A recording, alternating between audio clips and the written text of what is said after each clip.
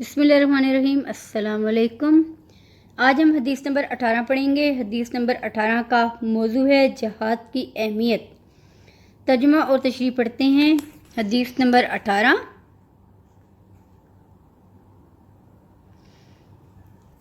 बिस्मिल्लाहिर्रहमानिर्रहीम। मन अकबिरत कद्दमहु फिस्बिलिल्लाहि हर्रमहुल्लाहु अलन्नार। जिसके कदम अल्लाह की राह में गबार आलूद हुए, अल्लाह ने इसे आग पर हराम कर दिया। हदीस का लफ्ज़ी तर्जुमा देखते हैं। मन अकबिरत, जिसके गबार आलूद हुए, कद्दमहु, इसके कदम, फी सबीलिल्लाह, अल्लाह की राह में, हर्रमहुल्लाहु, अल्लाह ने इसे हराम कर दिया, अलन्नार, आग पर। जिस शख्स के कदम अल्लाह की राह में गर्द आलूद हुए, गबार आलूद हुए, तो अल्लाह ने आग को उस पर हराम कर दिया, यानी कि आग उसको नहीं छुएगी। इस हदीस से मुबारका में मुजाहिद के कदमों की फजीलत बयान की गई है कि अल्लाह की राह में जो जहाद करता है, जहाद फी सबीलिल्लाह करता है, उस पर कभी भी जहन्नुम की आग असर नहीं करेगी, जहन्नुम की आग उस पर हराम है। इस तरह इस हदीस मुबारका का मौजू है जहाद की फजीलत और मुजाहिद की कदमों की फजीलत।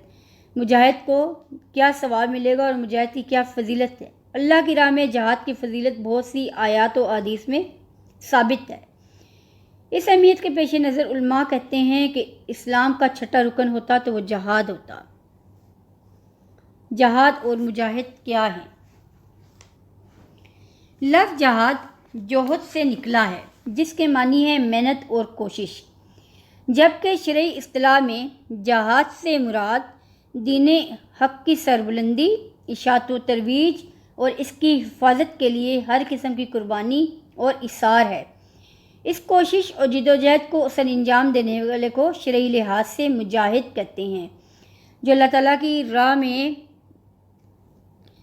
जहाद करता है, कोशिश करता है, उसको मुजाहिद कहते हैं। अपने परवरदिगार की रज़ा और इसकी खुशनुदी के हसूल के लिए इंसान जिस किस्म की भी तकलीफ़ और मुशक्क़त बर्दाश्त करता है, उससे इस पर बेहतरीन अजर मिलता है। और अल्लाह की राह में जो भी कदम उठता है, मग़फ़िरत, बुलंदी, दर्जात और बख्शिश का सबब बनता है। हसूल इल्म के लिए कोशिश करना, मुसलमान भाई की मदद करना, किसी बीमार भाई की अयादत के लिए साथ चलना इंसान के लिए आखिरत में निजात का ज़रिया बन जाता है।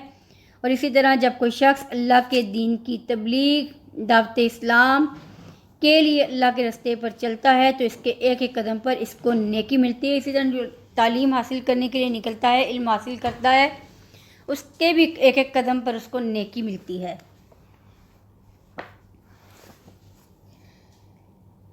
अल्लाह ताला के दीन की दावत और तरवीज इशाअत की वजह से उम्मत मुहम्मदिया को बेहतरीन उम्मत करार दिया गया है। इरशाद बारी ताला है, तुम में से बेहतरीन उम्मत वो है, यानी कि तुम सबसे बेहतरीन उम्मत हो जो लोगों की भलाई और बेहतरी के लिए पैदा की गई हो।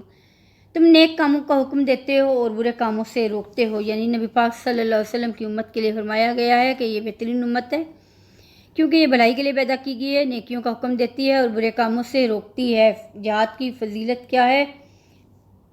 जब अल्लाह ताला ने इंसान के छोटे छोटे नेक कामों और छोटी छोटी नेकियों पर इतना ज़्यादा अजर व सवाब मुकर्रर कर रखा है, तो जो शख्स अल्लाह की राह में अपना सब कुछ कुर्बान कर दे, बल्कि अपनी सबसे कीमती चीज़ें कुर्बान कर दे, तो इसका अमल किस कदर पसंदीदा होगा। नबी पाक सल्लल्लाहु अलैहि वसल्लम फरमाते हैं, दो आँखों को जहन्नम की आग नहीं छुएगी। वो दो आँखें कौन सी हैं? एक आँख वो जो खुदा के खौफ से रोई, और दूसरी वो आँख जिसने खुदा की राह में निगहबानी करते हुए रात गुजारी। एक और जगह फरमाते हैं, कोई बोझ उठाने वाला किसी दूसरे का बोझ नहीं उठाएगा, कोई बोझ उठाने वाला किसी दूसरे का बोझ नहीं उठाएगा।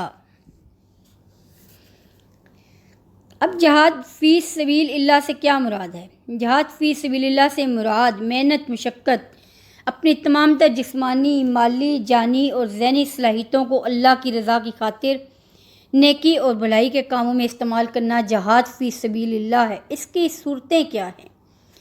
जहाद फ़ी सबीलिल्लाह की सूरतें हैं जी, کہ جب کوئی مسلمان اللہ کی راہ میں کسی قسم کی مشقت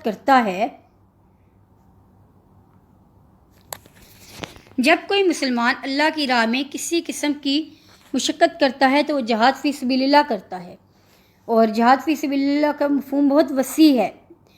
اس کی کچھ صورتیں کیا ہیں جی؟ علم کی طلب۔ نمبر 1، علم کی طلب ہر مسلمان کے لیے مذہبی فریضہ ہے۔ طلب العلم فریضات علی کل مسلم، کہ علم کی طلب ہر مسلمان مرد اور عورت پر فرض ہے۔ جو شخص اللہ کی رضا کے لیے اس راہ پر چلتے ہوئے مشقت کرتا ہے اور تکلیف برداشت کرتا ہے، اللہ تعالیٰ سے دنیا اور آخرت میں کامیابی عطا فرماتا ہے۔ نمبر 2، عبادات کی ادائیگی۔ توحید و رسالت کی گواہی کے بعد اصل امتحان کا آغاز ہوتا ہے۔ جب انسان اسلام کو قبول کر لیتا ہے، یا ہم پیدائشی مسلمان ہیں، امتحان تو تب شروع ہوگا جب اللہ اور اس کے رسول کی اطاعت کریں گے، نماز پڑھیں گے، روزہ رکھیں گے، زکوٰۃ، حج اور دیگر عبادات کو ادا کریں گے، اور سب سے بہتر عبادات سے بھی زیادہ معاملات پر توجہ دیں گے، کیونکہ انسان عبادات سے نہیں معاملات سے پہچانا جاتا ہے، اور انہیں تمام قربانیوں سے ہی انسان مومن کہلاتا ہے۔ نمبر 3 بھی آ جاتا ہے جی، ضرورت مند کی مدد۔ یہ جہاد فی سبیل اللہ کی صورتیں ہیں۔ اسلام اثار اور قربانی کا مذہب ہے، اور دوسروں کے لیے اپنی خواہشات کو ترک کرنا، ان کی مدد کرنا مومن کی نشانی ہے، اور جو لوگ یہ تمام کام سے انجام دیتے ہیں وہ بارگاہ الہی میں کامیاب ہوں گے، سرخرو ہوں گے۔ مریض کی عیادت کرنا۔ رسول پاک صلی اللہ علیہ وسلم نے اپنی سیرت کے ذریعے مسلم اور غیر مسلم کے فرق کے بغیر مریض کی عیادت کا درس دیا ہے۔ کامل مومن وہی ہے جو آپ صلی اللہ علیہ وسلم کے اسوہ پر، سیرت پر عمل کرتا ہے۔ ساری مخلوق اللہ کا خاندان ہے، کیونکہ کلمہ گو جس نے بھی کلمہ پڑھ لیا وہ ایک خاندان کا حصہ ہے، وہ ایک ملت کا حصہ ہے، وہ ایک لشکر سے بندھا ہوا ہے، وہ ایک رسی سے بندھا ہوا ہے۔ مریض کی دیکھ بھال، خدمت بہت محنت طلب کام ہے۔ جو شخص مخلوق خدا کے ساتھ اس نے سلوک کرتا ہے، اللہ تعالیٰ اس پر دوزخ کو حرام کر دیتا ہے، اور دوزخ اس پر حرام ہو جاتی ہے، آگ اس کو نہیں چھوئے گی۔ دین کی دعوت تبلیغ۔ اللہ تعالیٰ کا سب سے پسندیدہ دین اسلام ہے، اور جو شخص اس کو پھیلاتا ہے، اس کے ایک ایک قدم پر اس کے لیے نیکی ہے، اور یہ اللہ تعالیٰ کے پسندیدہ اعمال میں سے ہے۔ قتال فی سبیل اللہ۔ انسان کو اپنی جان بہت پیاری ہوتی ہے۔ جو شخص اپنی جان کی پرواہ کیے بغیر مسلمانوں کی حفاظت، اللہ کے دین کی اشاعت اور سربلندی کے لیے دشمن سے مقابلہ کرنے کو نکل جاتا ہے، تو اللہ تعالیٰ ایسے مجاہد کو ابدی زندگی عطا کرتا ہے، اسے مردہ کہنے سے منع کیا گیا ہے، دوزخ اس پر حرام، اور جنت میں اسے اعلیٰ مرتبہ ملے گا۔ رسول پاک صلی اللہ علیہ وسلم نے فرمایا، شہید کے خون کا پہلا قطرہ زمین پر گرنے سے پہلے اس کے تمام گناہ معاف کر کے اسے جنت میں داخل کر دیا جاتا ہے۔ اس حدیث مبارکہ سے ہمیں یہ سبق ملتا ہے کہ ثابت قدمی اختیار کریں، اور جس حد تک ہو سکے دوسروں کے لیے سہولت پیدا کریں، اللہ کی راہ پر خود بھی چلیں اور دوسروں کو بھی چلنے کی دعوت دیں، تاکہ دوزخ کے عذاب سے نجات مل سکے۔ اور بحیثیت طالب علم پہلا فرض یہ ہے کہ اچھے طریقے سے علم حاصل کریں اور اس کو آگے بھی پھیلائیں۔ اللہ تعالیٰ مجھے اور آپ سب کو اس حدیث مبارکہ پر عمل پیرا ہونے کی توفیق عطا فرمائے۔ آمین ثم آمین۔